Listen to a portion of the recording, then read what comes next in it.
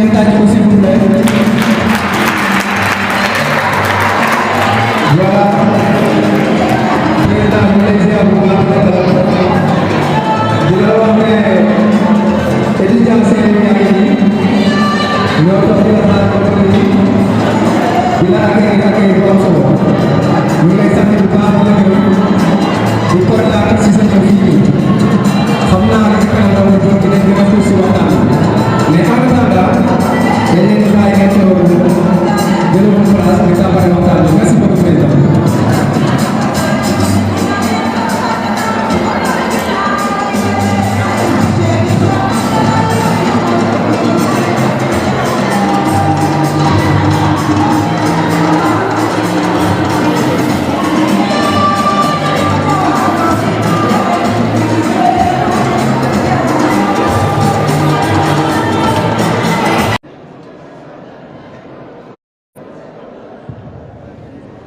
Bonsoir, chers étudiants. Bonsoir, chers invités. Bonsoir, Monsieur Mohamed Sambou. Bonsoir, honorable délégation. Je me nomme Cheikh Omar Ndiaye, président de l'amicale des étudiants ressortissants de Kaolack à l'UGB, parallèlement le président du club Léa. C'est tout un honneur pour nous aujourd'hui de recevoir un des grands messieurs du Sénégal, un des grands messieurs de la diaspora. Sur le sujet 1, à savoir la politique à l'université. Pourquoi? Tout simplement parce que nous avons besoin que ces étudiants soient les préfets, les gouverneurs, les ministres, les directeurs d'agence de l'État. Ce qui est sans doute le cas pour le moment. Mais je veux aborder autre chose que je n'ai pas abordé, c'est-à-dire l'université en tant que telle, la formation qui est faite ici. La formation qui est faite au niveau des universités de façon générale, d'après les analyses que nous avons pu faire, elle s'avère que ces formations ont besoin d'être renouvelées, modernisées. Je dis tout le temps dans mes interventions, nous avons de brillants étudiants qui sortent des écoles d'élite, mais malheureusement, ils n'ont pas les meilleurs outils. Ils n'ont pas les meilleurs outils pour pouvoir compétir. La compétition qui se fait aujourd'hui, elle n'est ni nationale, mais elle est internationale. Parce qu'il existe un marché. Et ce marché est mondial. Si nous ne donnons pas à nos étudiants les outils nécessaires, avec les formations adaptées, modernes, pour pouvoir compétir dans ce marché où il n'y a pas de sentiments, alors il y aura peu de changements. Les années vont continuer, les générations vont se renouveler. Et tout ce qu'on espère comme développement, on ne l'aura pas. Donc, c'est une question et une réflexion qu'il va falloir mener ensemble et de se dire, si nous combattons ensemble et que par la grâce de Dieu, qu'on arrive à pouvoir être dans ces instances de décision qui nous permettent, à travers nos pensées, de pouvoir réformer ces formations. Ces formations, pour nous, ne sont pas adéquates, car le résultat est là. Le Sénégal est encore, il fait partie des 25 pays les moins avancés. On nous dira qu'il y a un plan Sénégal émergent. On parle du pétrole. Est-ce que vous vous intéressez au sujet? Qui s'intéresse à l'énergie et le pétrole? Je vous donne la parole.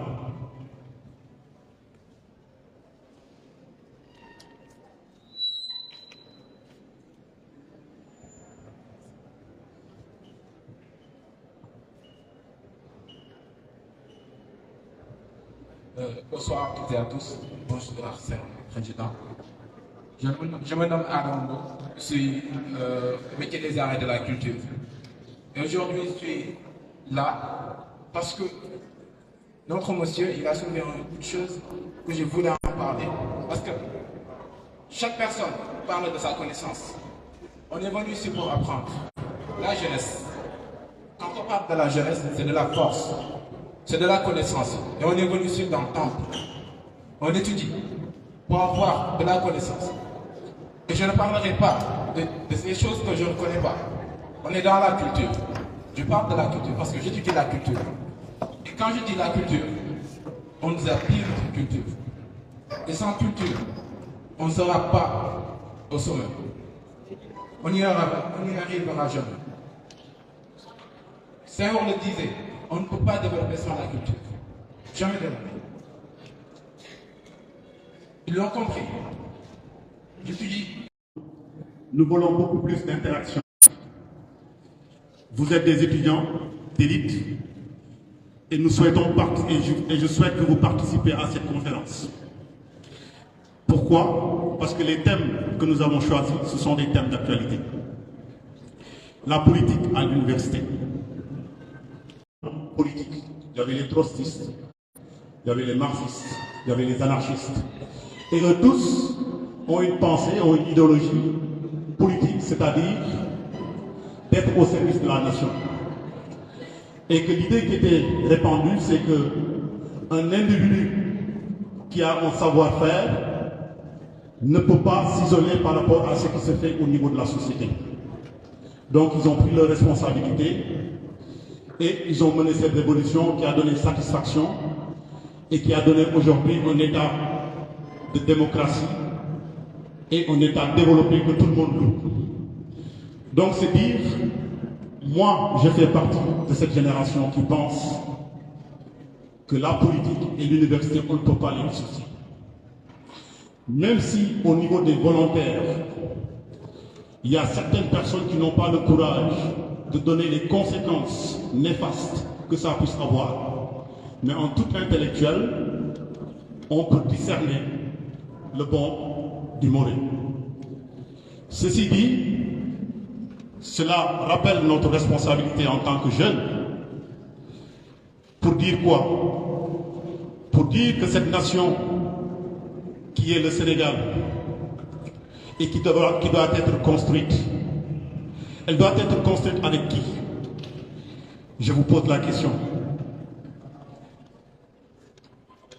Celui qui va répondre, il lève la main.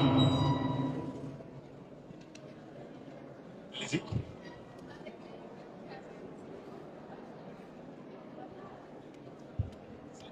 C'est avec nous la jeunesse, bien évidemment. Bon, j'espère que dans toute nation, il y a ce qu'on appelle le soubassement. Et souvent, c'est attribué aux femmes.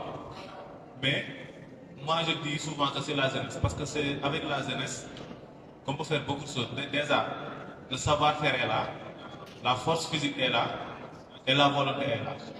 Donc ce qui reste, c'est juste de les galvaniser, de leur montrer la voie, et de leur aussi donner des références, pour qu'il y ait un pays qui a beaucoup de références. Sur ce, le pays pourra prendre les voies de l'émergence. Merci beaucoup.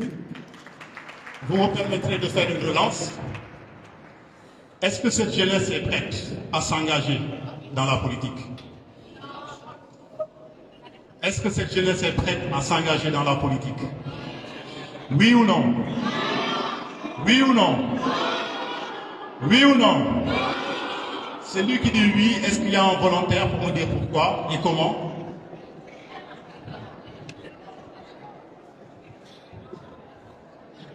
Voilà, je dirais oui, parce qu'on est des jeunes, qu'on est des étudiants, qu'on est espoir, qu'on est avenir. On est aussi membre d'une communauté qui nous a presque tout donné par la mise à notre disposition des universités pour notre éducation, des services sanitaires pour notre santé, des services militaires pour notre sécurité, des infrastructures pour notre épanouissement socio-culturel. Nous, en tant que jeunes, nous devons poser la question de savoir que devrons-nous faire en retour pour cette communauté. Donc, nous devons nous engager à accomplir pleinement notre responsabilité et aussi nous devons aussi en quelque sorte refuser le luxe de l'indifférence parce que Lumumba le dit, l'indifférence est le pire des tyrans. Je vous remercie.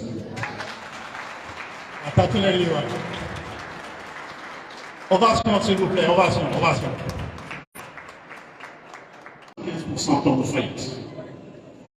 Ce n'est pas des chiffres, ce sont des chiffres que vous pouvez consulter au niveau de la direction des statistiques. Pourquoi?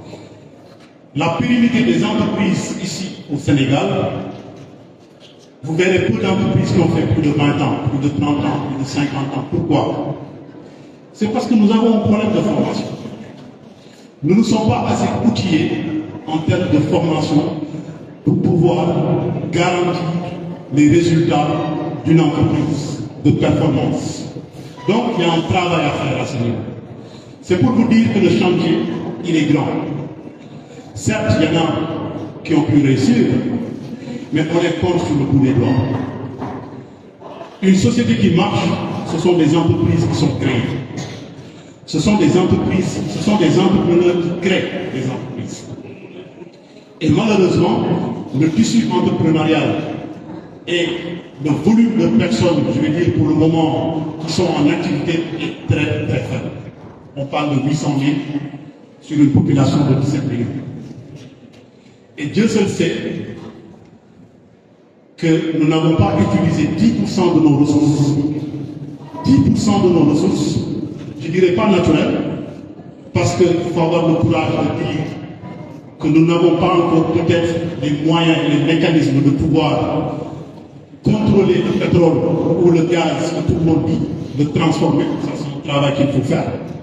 Mais par contre, Dieu nous a donné des Sénégalais super brillants qui sont ici au Sénégal et qui sont aussi dans la diaspora.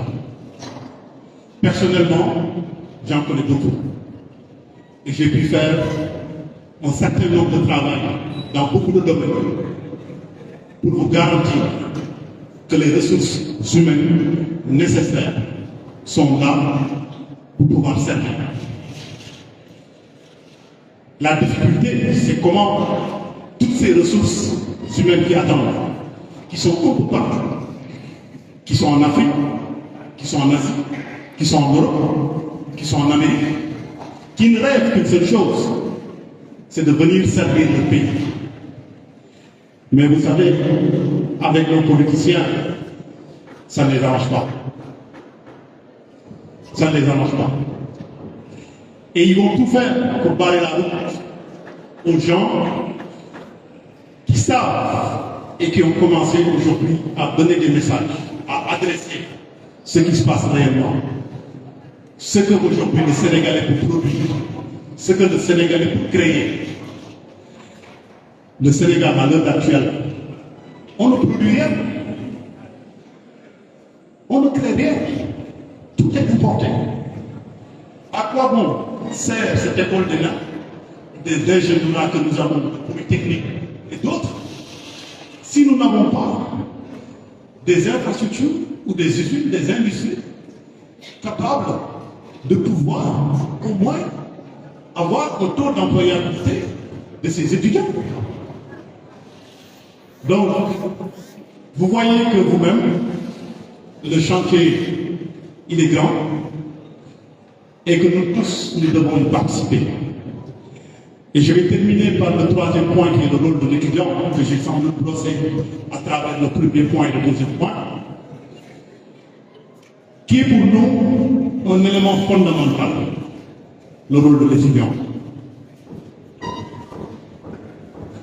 Le rôle de l'étudiant au niveau de la société, c'est d'apprendre, c'est de s'interroger, c'est de s'intéresser. Ce qui se passe autour, au niveau local. Mais n'oubliez pas que nous sommes dans un village planétaire. Et dans ce village planétaire, aujourd'hui, avec les nouvelles technologies et d'information, vous pouvez avoir toutes sortes de savoirs, de savoir-faire. Il suffit de le vouloir, il suffit de le chercher. Et vous avez la chance maintenant des jeunes comme moi, comme tant d'autres, hein, il y en a d'autres, qui peuvent être des personnes qui peuvent vous accompagner sur ce que vous devez faire, les métiers de l'heure, les domaines qui sont en vue. Au Sénégal, vous allumez toutes les télévisions, on ne parlera jamais quels sont les domaines de prédilection pour les 10 années à venir. En Europe, ils y sont.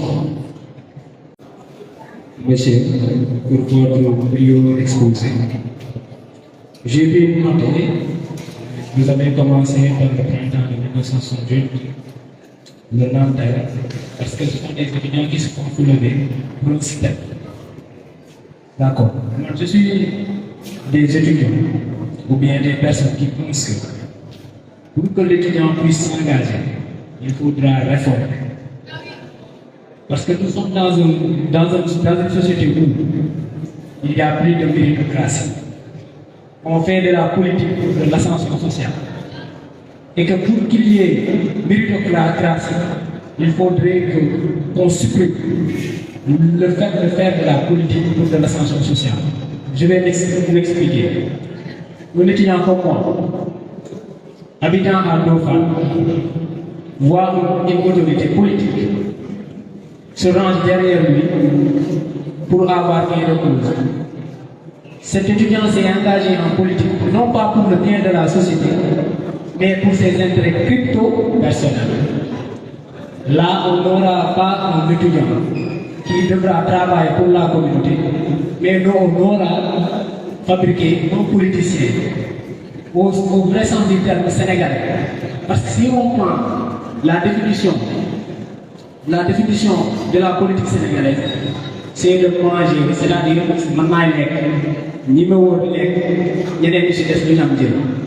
c'est ça la définition pure et simple de la politique sénégalaise.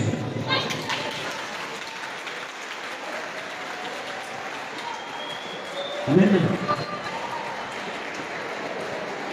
mon cher ami a parlé tout à l'heure de changer le système. On est de la même genre. Chaque jour, on fait des débats sur ça. Je le dis tout simplement. Il va tout simplement prendre la parole pour se défendre. Mais je pense qu'il aura la parole certainement. Je vais tout simplement te dire, Mansour, on peut changer le système, d'accord.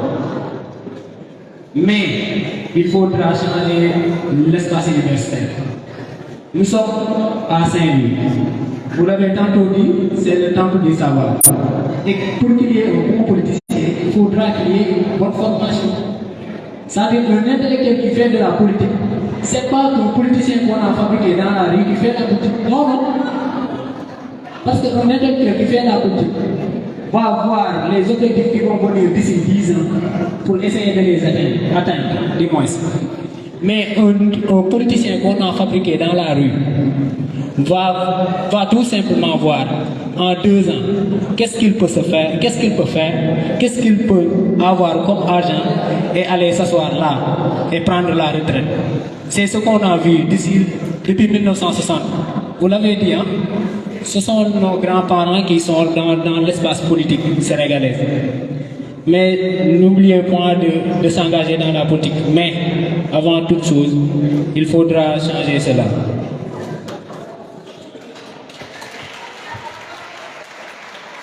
Maintenant, bon, en dernier lieu, on a parlé de jeunesse divertie. D'accord. On est dans les moments de TikTok, Instagram, Facebook, n'est-ce pas, et WhatsApp. Nous sommes une génération Y, c'est-à-dire nos écouteurs qu'on monte là, en forme d'Y, d'accord. Maintenant, c'est tout simplement ce qui fait dire à beaucoup de penseurs qu'au Sénégal, même les médias, c'est-à-dire les médias en ligne, nous proposent des choses divertissantes. Parce que nous voulons des choses qui sont divertissantes. Ici, on peut prendre ici n'importe quelle fille ou bien un garçon pour venir là et nous dire la nuit dernière, qu'est-ce qui s'est passé au Sénégal. Il ne va rien vous dire. Il ne va rien vous dire, tout simplement. Posez-lui la question, posez-la la question. Dites-la, hier sur TikTok, qu'est-ce qui s'est passé? Elle va tout vous raconter. Bon, je vais me donner l'autorisation de vous poser la question pour parler de la jeunesse. La jeunesse est le moteur du développement, bien sûr. Mais si on a une jeunesse très divertie, est-ce qu'on peut aspirer à un développement durable? Merci beaucoup.